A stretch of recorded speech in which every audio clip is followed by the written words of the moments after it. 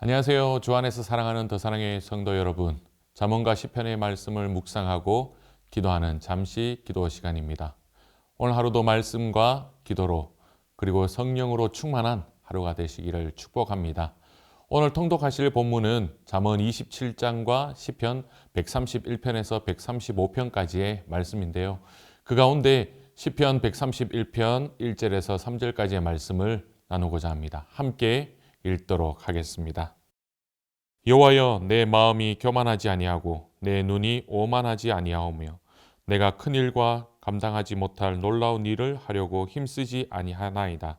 실로 내가 내 영혼으로 고요하고 평온하게 하기를 젖된 아이가 그의 어머니 품에 있음 같게 하였나니 내 영혼이 젖된 아이와 같도다. 이스라엘아, 지금부터 영원까지 여호와를 바랄지어다. 아멘. 어떤 구두 닦기가 복권을 사서 1등에 당첨이 됐습니다. 무려 그 금액이 20억이나 되었습니다. 얼마나 기뻤겠습니까? 너무 기뻐 날뛰며 흥분했습니다. 그리고 그 후에 구두 닦기는 근처 한강으로 가서 지금까지 무시당했고 천대받으면서 늘 가지고 다녔던 그 구두통을 한강에 던져버렸습니다. 그리고 이제는 너 갈 대로 가라. 나는 오늘부터 부자다. 라고 외치며 집으로 돌아왔습니다. 돌아오는 동안에 행복한 상상을 했습니다.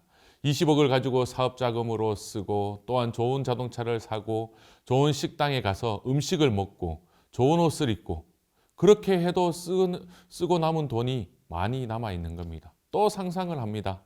좋은 조건의 여자와 결혼해서 아이를 잘 길러서 외국 유학을 보내고 이렇게 살면 얼마나 좋을까 생각만 해도 기뻤습니다. 이제 집에 도착해서 방 안에 들어와서 다시 한번 주머니에서 20억 당첨 복권을 꺼내려 보려 하는데 이게 웬일입니까? 복권이 어디론가 사라져 버렸습니다. 이리저리 뒤지다가 곰곰이 생각해 보니까 아까 한강에 버렸던 그 구두통에 넣어둔 것을 모르고 그냥 던져버린 것입니다.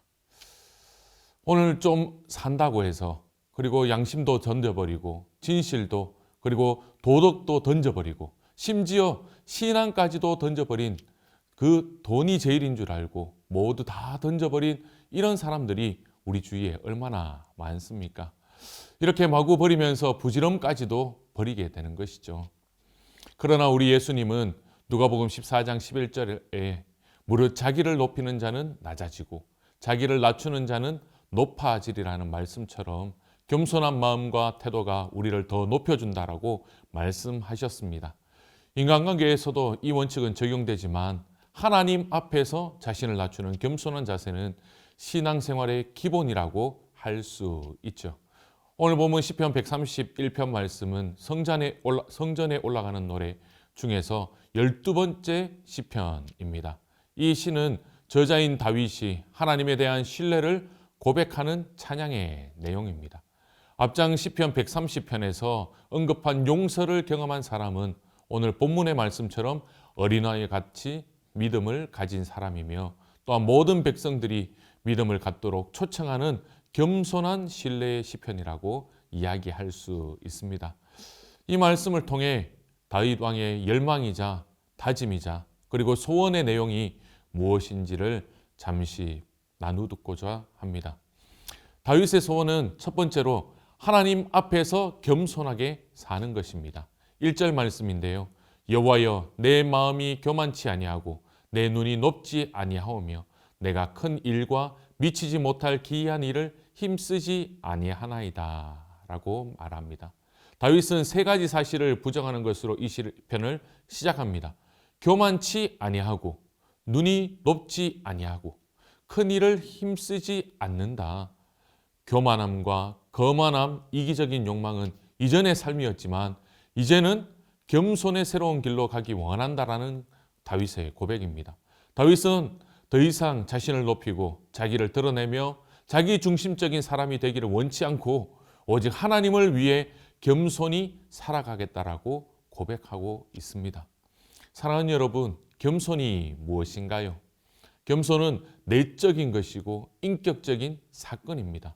또한 겸손은 자포자기나 체념이 아니라 겸손이라는 그 원문의 뜻은 누르다, 낮추다, 괴롭히다라는 뜻입니다. 그래서 겸손은 자신을 누르고 낮추고 괴롭히는 자기와의 싸움을 이야기하고 있는 것이죠. 이것은 우리의 힘으로 되는 것이 아닙니다. 매일 말씀과 기도를 통해서 성령이 충만한 삶 가운데서 겸손한 삶이 가능하다는 것이죠. 따라서 다윗은 주님 안에서 충만한 상태로 살기 때문에 자칫 교만한 마음을 품고서 자기가 대단한 존재인 양 착각해서는 안 된다라는 것을 보여주고 있는 것입니다. 하이든 잘 아시죠? 하이든은 교향곡의 아버지라고 불릴 만큼 위대한 작곡가입니다. 그가 세상을 떠나기 1년 전에 오스트리아 빈에서 연주회가 열렸습니다. 그의 걸작 오라토리오 천지창조가 공연되었습니다. 그 공연을 보기 위해서 수많은 관중들이 몰려들었습니다. 당시 그는 늙고 병약했기 때문에 휠체어를 타고 공연장으로 입장하게 되었는데요. 오케스트라와 합창단이 공연을 마쳤을 때 관중석에서는 우레와 같은 박수가 이 하이든을 향하여서 터져 나왔습니다. 그는 힘들게 자리에 일어나서 떨리는 손을 위로 치켜들고 외쳤습니다. 내가 아닙니다. 그 음악은 나로부터 온 것이 아닙니다. 바로 저기 하나님으로부터 모든 것이 나왔습니다. 라고 이야기했다라는 겁니다. 사랑하는 여러분, 낮은 곳에 물이 고이듯이 겸손한 곳에 하나님의 은혜가 모이는 줄 믿습니다. 병을 비워야 기름을 넣을 수가 있습니다. 겸손한 사람은 자랑을 하지 않습니다. 자기 고집을 세우지 않습니다. 그리고 불평과 원망을 하지 않습니다. 겸손한 사람은 어디서든 하나님의 이름을 높입니다. 그리고 범사에 하나님 앞에 감사하는 삶을 살아갑니다. 늘 하나님으로 인하여서 마음이 평안하다는 것이죠. 반대로 아무리 성공해도 교만이 오면 망하는 인생이 되어버립니다. 다윗처럼 겸손으로 교만을 이겨낼 수 있는 저와 여러분이 되었으면 좋겠습니다. 겸손한 자는 어떤 복을 누릴까요? 그리고 겸손한 자에게 하나님께서 어떤 복을 주실까요? 기도의 응답을 받습니다. 그리고 하나님께서 우리를 높이십니다. 그리고 먹고 배부르게 하신다고 말씀합니다. 그리고 하나님은 우리를 돌보아 주시고 우리를 꼭 붙들어 주신다라고 말씀하십니다. 그리고 우리를 존귀하게 여겨 주신다라고 이야기합니다. 또한 어떻습니까? 우리에게 은혜를 부어 주셔요. 그리고 풍성한 지혜를 시시때때로 우리에게 주십니다. 그리고 재물과 영광과 생명을 우리에게 주신다고 말씀합니다. 무엇보다도 우리의 죄를 깨끗게 해 주신다라고 말씀합니다. 하나님 앞에 또한 사람 앞에 겸손함으로 이 복을 다 누릴 수 있는 저와 여러분이 될 수 있기를 축복합니다. 다윗의 소원은 두 번째로 평안한 마음으로 하나님을 의지하며 사는 것이었습니다. 2절 말씀인데요. 실로 내가 내 영혼으로 고요하고 평온하게 하기를 젖된 아이가 그의 어머니 품에 있음 같게 하였나니 내 영혼이 젖된 아이와 같도다. 하나님을 의지하는 데 있어서 가장 중요한 것은 세상의 풍랑이 아무리 거세어도 하나님이 지켜주신다는 사실을 믿는 것입니다. 그리고 마치 아이가 그 어머니 품을 의지하듯이 주님을 전적으로 의지하는 태도입니다. 이것은 내 힘으로 무엇인가를 이루겠다는 교만을 버리고 하나님이 모든 것을 이루어 주실 것을 기대하는 태도인 것이죠. 아이의 최대 요람은 엄마의 품이에요. 집안에 돈이 있고 TV도 있고 놀 장난감도 있고 과자도 있습니다. 그런데 아이는 서럽게 울어댑니다. 그저 엄마, 엄마, 엄마라고 부르며 울고 있습니다. 아이의 최대의 행복과 평안은 바로 엄마의 품인 것이죠. 시편 17편 8절에 나를 눈동자같이 지키시고 주의 날개 그늘 아래 감추사라는 말씀처럼 우리는 하나님의 품, 그 날개 그늘에서 쉬고 고요함과 평안함을 누려야 하는 것이죠. 젖된 아이는 엄마의 젖을 뗄 정도로 자랐지만 스스로를 돌보지는 못합니다. 그래서 모든 것을 부모에게 의지하며 엄마 옆으로 걸어가게 되는 것이죠. 사랑하는 성도 여러분, 이것이 조용히 말씀 앞에 순종하며 하나님을 의지하는 성도의 자세가 되어야 하는 것입니다. 하나님의 넘치는 사랑을 경험한 사람은 평안한 마음으로 하나님을 의지하게 됩니다. 우리가 잘 알고 있는 유진 피터스는 이 평안함에 대해서 아이가 아무것도 모른 채 어머니 품에서 느끼는 평안함이 아니라 하나님 안에서 신뢰의 관계를 맺음으로 누리는 평안이라고 이야기하고 있습니다. 그렇기 때문에 쓸모없는 것들에 더 이상 연연하지 않습니다. 그저 하나님과 함께 동행하며 그 믿음의 관계로 채워지는 기쁨과 평안함을 누리며 살아가게 되는 것이죠. 저와 여러분이 이런 삶을 살아갈 수 있기를 축복합니다. 마지막 다윗의 소원은 세 번째로 영원히 하나님을 앙망하며 바라며 사는 것입니다. 3절 말씀인데요. 이스라엘아 지금부터 영원까지 여호와를 바랄지어다. 어린아이와 같은 믿음은 하나님을 의지하면서 미래에 대한 소망과 확신이 영혼에 넘쳐 흐르게 됩니다. 여기 앙망이라는 말은 우러러 바라본다라는 뜻입니다. 히브리 원어로는 페누라는 말인데요. 방향을 돌이켜 쳐다본다라는 뜻이 있습니다. 이것을 좀 더 구체적으로 말을 한다면 돌이킨다라는 뜻이 있습니다. 죄악으로부터 향하여 방향을 돌이켜서 하나님께로 향한다라는 뜻이 있습니다. 두 번째로는 하나님께로 우리의 모든 것을 향한다라는 뜻도 있습니다. 그리고 마지막 세 번째로 하나님만 바라본다라는 뜻이 있습니다. 하나님을 바라본다라는 것은 원하다, 소망한다, 전적으로 하나님께 기대를 건다라는 뜻이 있습니다. 소망은 하나님이 항상 선한 길, 선한 방향으로 일하고 계심을 믿는 것이죠.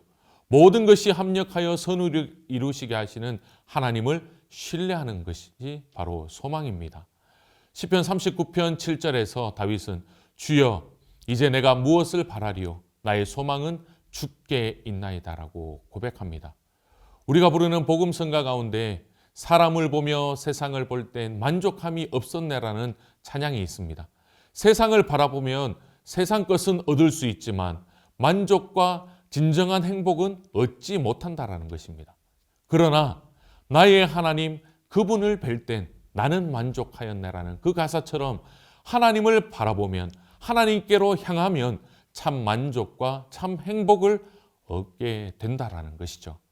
사랑하는 성도 여러분, 오스왈드 샌더스는 하나님을 의지함에도 불구하고 안전하지 않은 상황은 상상할 수 없다라고 말을 했습니다.